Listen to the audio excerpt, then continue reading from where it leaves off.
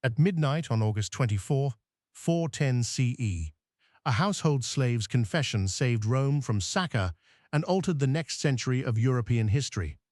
The boy had been beaten that afternoon for some small infraction in a senator's house near the Quirinal, and when the urban prefect's men questioned him about an unrelated theft, he spoke instead of a different crime entirely. There were others in the household, he said. They had agreed, for a price, to slip out before the second watch and unbar the Salarian Gate. Alaric's men were waiting beyond the wall. For 3 years the city had lived in the shadow of the Visigoths.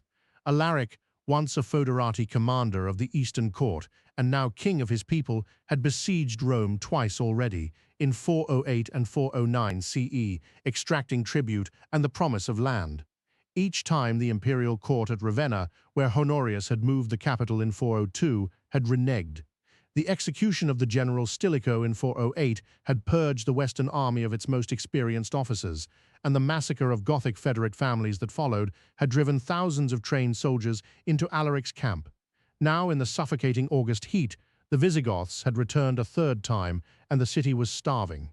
What no one in the prefect's office could yet know was that the small act of cruelty in a senator's atrium had set in motion a chain of events that would defer the fall of the Western Empire by nearly 100 years. In this alternate timeline exploration, we examine what could have happened and why the real history unfolded differently. The prefect did not hesitate. Within the hour, 2 cohorts of the urban garrison were marched from the Castra Praetoria to the northeastern stretch of the Aurelian walls. Regular legionaries were posted on the wall walk above the Salarian Gate, archers in the towers flanking it. The conspirators inside the city were arrested in their beds. When the gate creaked open at midnight, as the ancient sources tell us it did, as Procopius and Sozomen both record our, the storming party that rushed the archway found not an undefended street, but a wall of shields. The killing in the gateway lasted less than an hour. By dawn, Alaric understood that the city would not fall. The Visigothic withdrawal from Rome was not a retreat in good order. It was a humiliation. Alaric's authority over the confederation of Gothic, Alan and Hunnic warbands that followed him rested on the promise of plunderer, the wealth of the imperial capital that no barbarian army had taken in 800 years. The failure at the Salarian Gate stripped that promise bare. Within days, foragers were deserting. The grain stores the besiegers had counted on seizing inside the walls now had to be scavenged from a countryside they had already exhausted. Alaric turned south toward Campania, hoping to provision his people in the still rich estates of the south, and perhaps to force a crossing to Sicily and the African grain fields. At Ravenna, Honorius received the news of the repulse with a stiffness that surprised his courtiers. He had spent 3 years vacillating between concession and defiance. Now, with Rome saved by what the chroniclers would call divine intervention, he refused all further negotiation. Constantius, the Magister Militum from Nisus, who had risen in the vacuum left by Stilicho's death, was ordered to gather every available unit and march. Constantius was a careful man. He did not pursue Alaric directly. Instead, he moved south along the Via Appia in measured stages, sending light cavalry ahead to deny the Visigoths the coastal towns where they might commandeer shipping. By late autumn, Alaric's column had been pushed into the narrow Calabrian peninsula, the heel of Italy, with the sea on 3 sides and Constantius closing the neck behind them. The cavalry engagement near Cosentia was brief and decisive. Alaric, leading a sortie to break out toward Rhegium, was unhorsed and killed in the press. His body, the Roman commanders ensured, was recovered and displayed. Atholf, his brother-in-law and designated successor, surrendered the remaining Visigoths the following week. The terms were severe but not exterminatory: settlement as federates in southern Gaul, military service under Roman command, and the return of Galla Placidia, the emperor's half-sister who had been with the Goths since the previous year. What followed transformed the Western government. Constantius, now indispensable, was elevated to co-consul and given the hand of Galla Placidia in marriage in 411. The political logic was inescapable. He was the architect of the victory, and he commanded the only army in the West that mattered.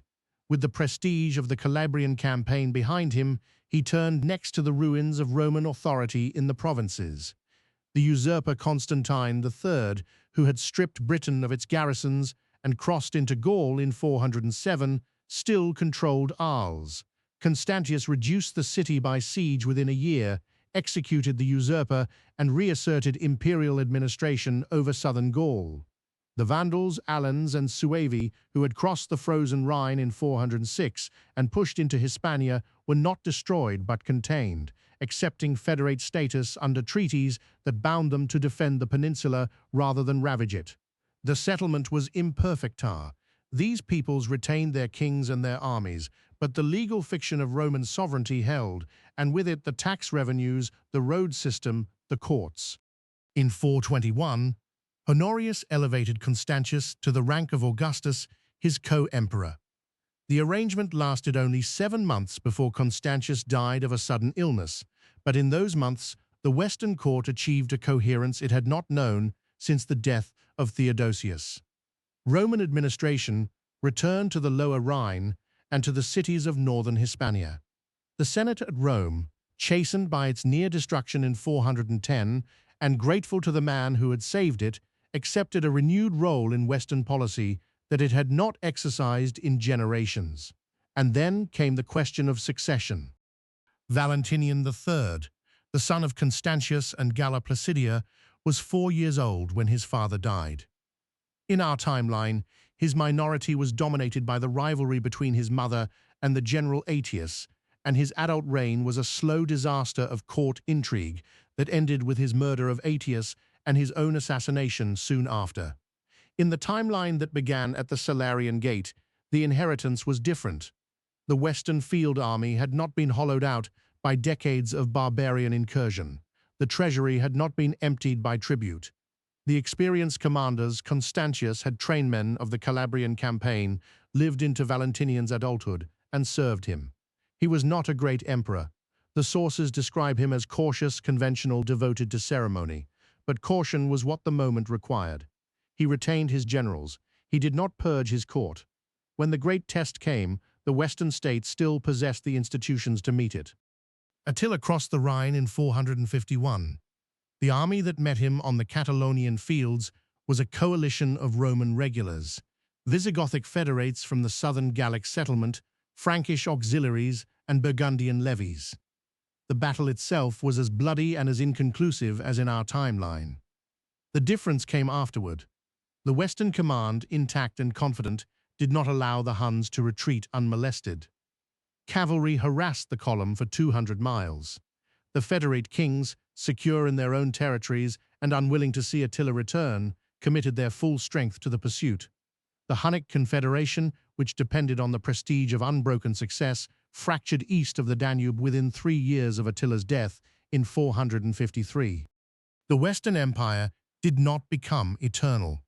The forces that had pressed against its frontiers since the 3rd century, the demographic weight of the Germanic peoples, the displacement caused by the Hunnic eruption from the steppe, the difficulty of taxing an agrarian economy to support a professional army did not vanish because of one night at one gate.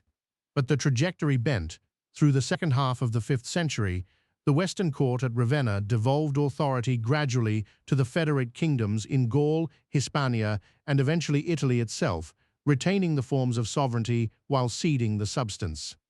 There was no deposition of a last emperor by Odoacer in 476. There was, instead, a long-negotiated transition that historians of the alternate timeline would later date to roughly the year 500, when the last Western Augustus formally divided his title among the federate kings and retired to his estates in Campania. The slave boy who spoke at midnight in 410 was given his freedom and a small pension by the Senate. His name does not survive. He could not have known what he had done. He had only chosen, in a moment of pain and fear, to tell what he knew. And history, which so often turns on the choices of emperors and generals, had turned this time on the words of a frightened child in a borrowed atrium.